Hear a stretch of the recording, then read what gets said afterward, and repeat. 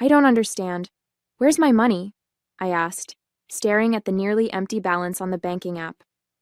My chest tightened as I scrolled through the transactions again, hoping I'd somehow missed something. But no, the balance was unmistakable. Almost $10,000. The money I'd worked for every summer since high school was gone. Edward, my stepfather, sat across the kitchen table, casually flipping through the mail. He didn't even look up. Relax, Clarice. It's not gone. I moved it into a better account for you. Higher interest and all that. I blinked, trying to process his words. You moved it? Without telling me? He finally glanced up, his expression calm and patronizing. You'll thank me later. It's earning more for you this way. Something about his tone didn't sit right with me.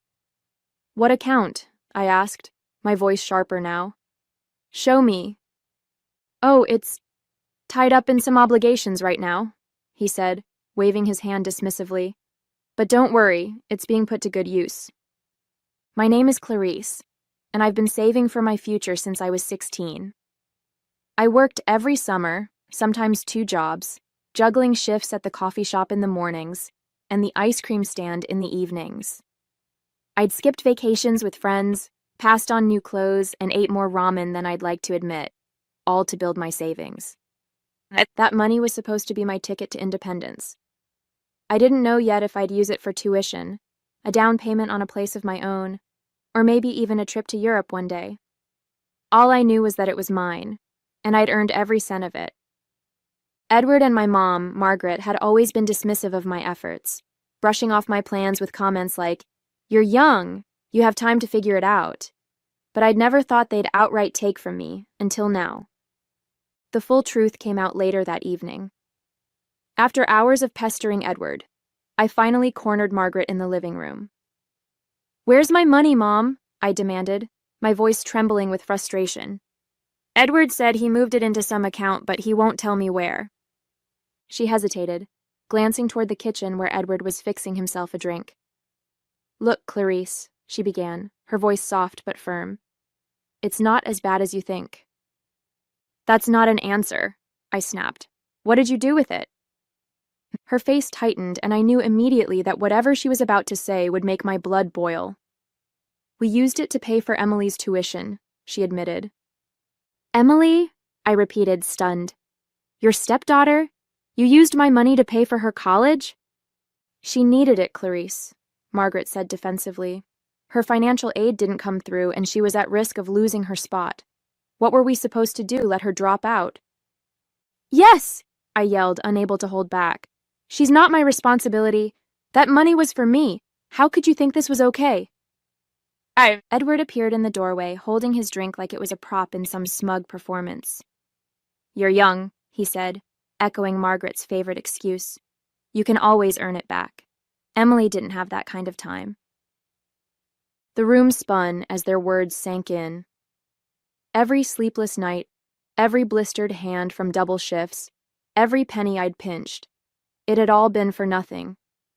They'd taken what was mine and used it to bail out Emily, who, as far as I could tell, had never worked a day in her life.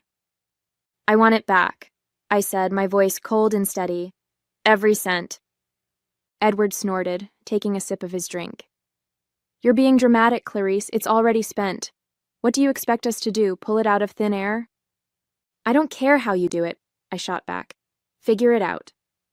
Margaret sighed, rubbing her temples like I was the unreasonable one. "Clarice, please. You're acting like we robbed you. We're family. Sometimes sacrifices have to be made." "Sacrifices?" I snapped. "I made sacrifices. I worked for that money. Emily didn't sacrifice anything. You stole it and handed it to her like it was yours to give." That night, I barely slept. I lay in bed replaying the conversation in my head, my anger simmering hotter with every passing hour. By morning, I'd made up my mind. The first call I made was to Danny. "I need help," I told her, my voice shaking as I explained what had happened. Her outrage was immediate. "They did what? Clarice, that's theft. You need to call a lawyer." The second call I made was to a law firm Danny recommended. The woman I spoke to listened patiently as I poured out the whole story, from Edward's manipulative charm to Margaret's dismissive excuses.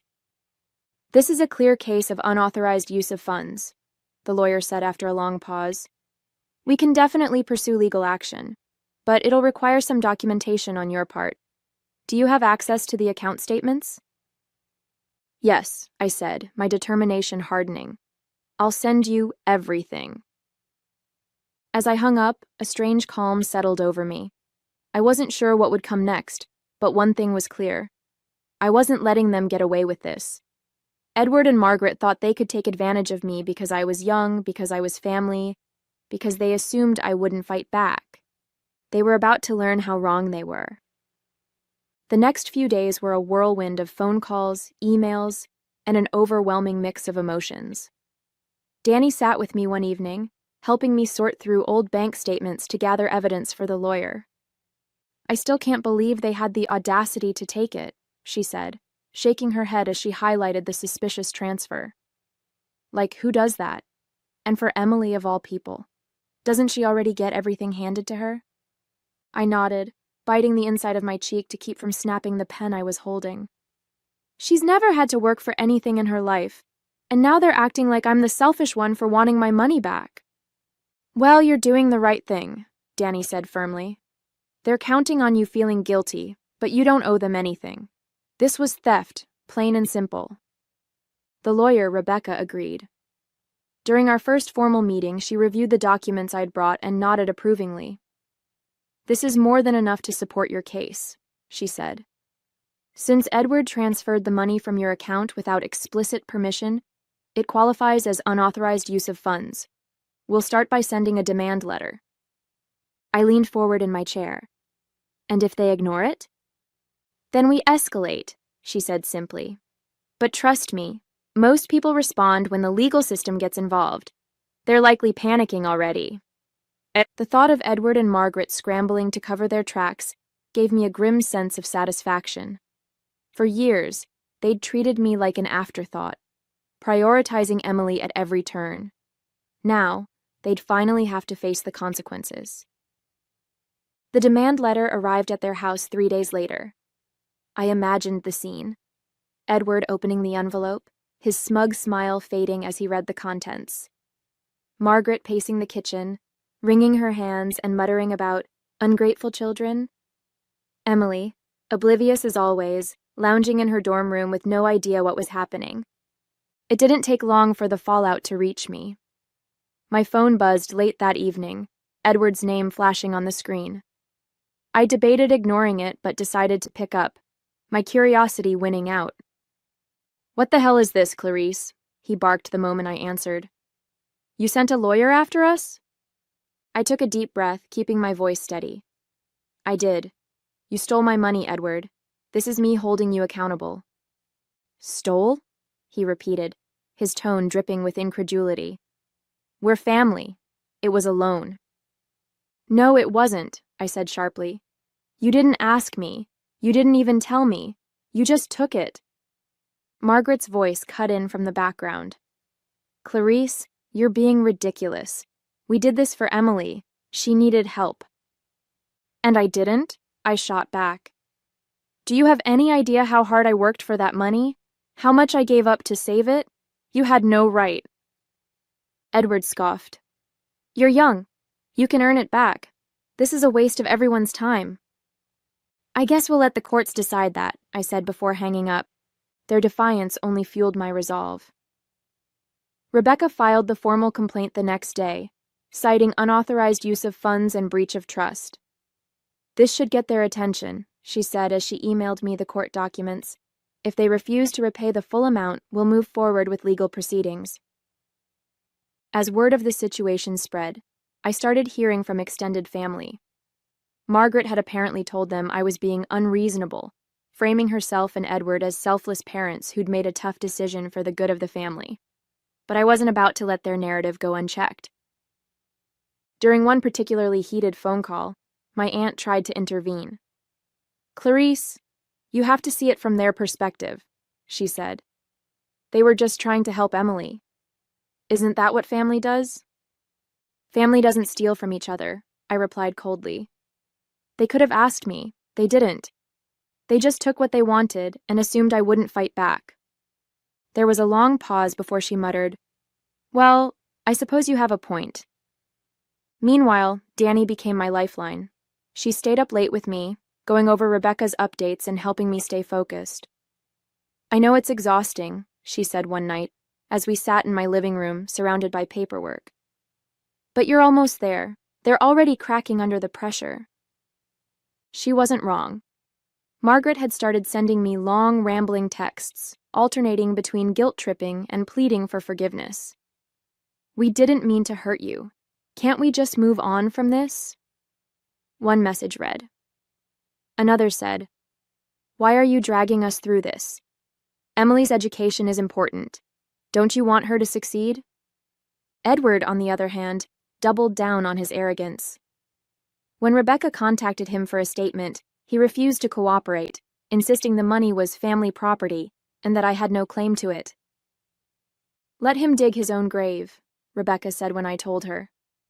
"The courts don't look kindly on people who justify theft as a family matter." The breaking point came when Emily finally found out what was happening. She called me out of the blue, her tone more annoyed than apologetic. "Why are you making such a big deal about this?" she asked. "It's not like you needed the money right away." "Do you even hear yourself?" I snapped. "That money wasn't yours, it wasn't Edward's, it wasn't Margaret's, it was mine. And you're benefiting from something that was stolen from me." "Well, what do you want me to do about it?" she said, clearly exasperated. "Nothing," I replied. "I want them to do something about it. And trust me, they will." By the time the court date was set, Edward and Margaret were visibly unraveling. Rebecca had built a strong case, and with the mounting pressure of legal fees and the looming possibility of a formal judgment, they finally reached out to discuss a settlement. "We'll pay you back," Edward said begrudgingly during the mediation. "But this is ridiculous, Clarice. You're tearing the family apart over a misunderstanding." "No," I corrected him. "You tore this family apart the moment you decided my hard work didn't matter. This is me fixing it." The mediation room was stark and sterile, the kind of place that didn't allow for illusions. Edward sat across the table from me, arms crossed, his face a mask of frustration. Margaret sat beside him, wringing her hands and avoiding my gaze. Rebecca, my lawyer, sat confidently at my side, flipping through the stack of documents that outlined every detail of their betrayal. The mediator, a middle-aged woman with a calm but firm demeanor, began the session. "We're here to resolve the dispute between Clarice and Edward and Margaret Reynolds regarding the unauthorized transfer of $10,000 from Clarice's account. Both parties will have the opportunity to present their positions, and will work toward a settlement that satisfies both sides." "Let me start by saying this is a huge misunderstanding," Edward said, leaning forward. His tone was measured, but the tension in his voice was unmistakable. "We didn't steal anything. We moved the money to help our other daughter Emily with her tuition. Clarice is young, she has plenty of time to save more." Rebecca didn't even flinch. "You transferred $10,000 out of her account without her permission," she said, her voice cutting through his excuses. "That's not a misunderstanding. That's theft." Edward smirked, but it didn't reach his eyes. "It's family money. We're all part of the same household. I didn't think we needed to ask for permission." "You didn't think you needed to ask," Rebecca repeated, her tone incredulous. "Even though the account was in Clarice's name and she was the sole contributor?" Margaret finally spoke up, her voice shaky. "We didn't mean to hurt her. We just thought—" "That she wouldn't notice? That she wouldn't care?" I interrupted, my voice cold. "You thought you could take what I worked for and call it a family decision. That's not how this works." The mediator raised a hand to stop the back and forth. "Let's focus on the facts," she said, her tone firm. "Clarice, your position is that the $10,000 was yours, earned through your work, and transferred without your consent. Is that correct?" "Yes," I said, holding my gaze steady. "It was my money, saved over years of working multiple jobs. I didn't agree to any of this." "And Edward," the mediator continued, You claim the transfer was made in good faith, with the intention of helping your other daughter? That's right, he said, his voice sharp. It wasn't malicious. We were just trying to help Emily. Then why didn't you ask me first? I shot back. Why did you lie and say it was going into a higher interest account? Edward opened his mouth, but no words came out. For the first time, he looked genuinely cornered. Rebecca took over, sliding a document across the table. This is the transaction record showing the unauthorized transfer. It clearly states that Edward accessed the account without notifying Clarice. Additionally, we have screenshots of text messages where he admits to using the money for Emily's tuition. There's no ambiguity here. Margaret paled as the mediator examined the evidence. Edward's jaw tightened, his bravado fading. We didn't think it would be such a big deal, he muttered, almost to himself. It's a big deal, I said, my voice steady but firm. You didn't just take money. You took my trust. And now you're trying to justify it instead of owning up to what you did. The mediator set down the document and folded her hands. Edward, Margaret, based on the evidence presented, it's clear that the funds were transferred without Clarice's consent. While I understand your intentions, your actions violated her financial autonomy. The recommendation is for full repayment, along with any associated legal fees incurred by Clarice. Margaret gasped softly, but Edward didn't move, his face a mask of controlled fury. How are we supposed to come up with that kind of money? He asked, his voice tight. That's not my problem, I said coldly. Figure it out, just like I had to figure out how to save it in the first place. After a tense silence, the mediator spoke again. If you agree to the repayment, we can settle this here today. Otherwise, Clarice has the option to pursue a civil lawsuit, which could result in further financial penalties. Edward exhaled sharply, glaring at me like I was the one who had wronged him. Fine, he said through gritted teeth. We'll pay her back. The mediator nodded, sliding a settlement agreement across the table. Please review and sign. As they scrawled their signatures, Margaret looked up at me, her eyes filled with something between anger and sadness. We didn't mean for it to come to this, she said quietly. It didn't have to, I replied, meeting her gaze. You made the choice to take what wasn't yours. I'm just making sure you face the consequences. Walking out of that room, I felt a mix of emotions, relief, vindication, and a lingering sadness for what could never be repaired. Rebecca placed a reassuring hand on my shoulder as we headed to the elevator. You handled that perfectly, she said. They're lucky you didn't push for more. They'll pay for what they did, I said. That's all I wanted. But deep down, I knew it was about more than the money. It was about proving to myself that I wouldn't let anyone, not even my own family, treat me like I didn't matter. The check arrived in my account 2 weeks later, the first of several payments outlined in the settlement agreement. It wasn't the full $10,000 yet, but seeing even a fraction of my money returned felt like a victory. For the first time in weeks, I breathed a little easier. It wasn't just about the money, it was about knowing I had taken a stand. Margaret called the day after the transfer. Her voice was softer this time, almost apologetic. Clarice, she began, hesitating, we've started making the payments. I hope this means we can start moving on. I didn't respond immediately, choosing my words carefully. Moving on isn't just about paying me back, I said. It's about understanding what you did and why it was wrong. We didn't mean to hurt you, she said quickly. We were just trying to help Emily. You keep saying that, I replied, my tone even. But you didn't ask. You didn't even think about how it would affect me. That's what hurts the most. She sighed heavily, and for a moment I thought she might finally take responsibility. But then she said, You're young, Clarice. You have your whole life ahead of you to rebuild. Can't we just put this behind us? I clenched my jaw, feeling the familiar frustration bubbling up. This isn't about being young or old, Mom. It's about respect. And if you can't understand that, maybe we're not ready to move on. Her silence spoke volumes. Danny came over that evening with a bottle of wine to celebrate the first payment. To holding people accountable, she said, raising her glass with a grin. To never letting anyone take advantage of me again, I replied, clinking my glass against hers. As we talked, I realized just how much this experience had changed me. For years, I'd let Margaret and Edward's dismissive attitudes chip away at my confidence, convincing myself that standing up to them wasn't worth the fight. But now I knew better. Setting boundaries didn't make me selfish, it made me strong. A few weeks later, I got a message from Emily. It was brief and awkward, a half-hearted apology for her role in everything. I didn't know they were using your money. I'm sorry if I benefited from it, she wrote. I didn't bother replying. Whether she knew or not didn't change the fact that she had been complicit in a system that put her needs above mine. Forgiveness might come eventually, but not yet.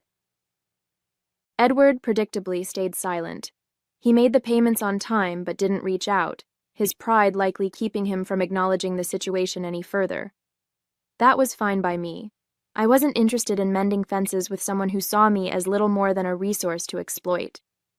As the payments continued to roll in, I started to feel like I could breathe again. I adjusted my budget, reopened my savings account, and set new goals for the future.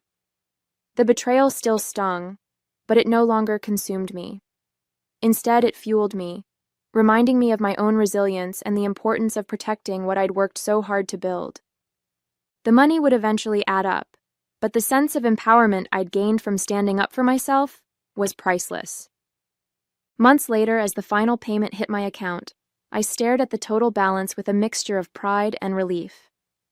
My savings were whole again, not just the money I'd worked so hard for, but the validation that came with reclaiming what was rightfully mine. It felt like a new chapter, one where I finally had control over my future. I treated myself to a quiet celebration that evening. No big parties, no extravagant purchases, just a simple toast in the comfort of my apartment. I'd rebuilt what they had tried to take from me, and the lessons I'd learned in the process were worth even more than the money. Margaret called again shortly after the final payment. This time her tone was measured, almost careful. "Clarice," she began, "I know we've had our differences, but I hope we can move forward now." "Moving forward means respecting me," I said, my voice calm but firm. "Not just my money, but my decisions, my boundaries, my autonomy. If you can't do that, there's nothing to move forward to." There was a pause on her end, long enough for me to wonder if she'd finally heard me. "I'll try," she said quietly. "I really will." It wasn't a perfect apology, but it was a start. I didn't respond with forgiveness. It would take time to rebuild trust, but I felt a flicker of hope that maybe one day our relationship could be mended. For now, though, I was focused on myself.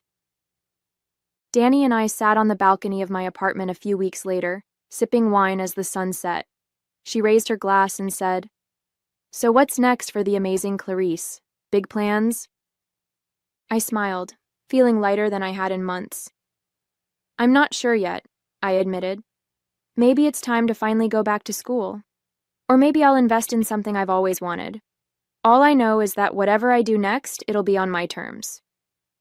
"To your terms," she said, clinking her glass against mine. As I drifted off to sleep that night, I thought about the journey that had brought me here. Edward and Margaret had underestimated me, thinking I'd let their betrayal slide because of family ties. But I'd proven them wrong. I'd stood up for myself, reclaimed what was mine, and walked away stronger for it. The money in my account wasn't just a number. It was a symbol of my resilience, my independence, and my ability to fight for what I deserved. Whatever came next, I knew I was ready. And this time, no one would take it away from me.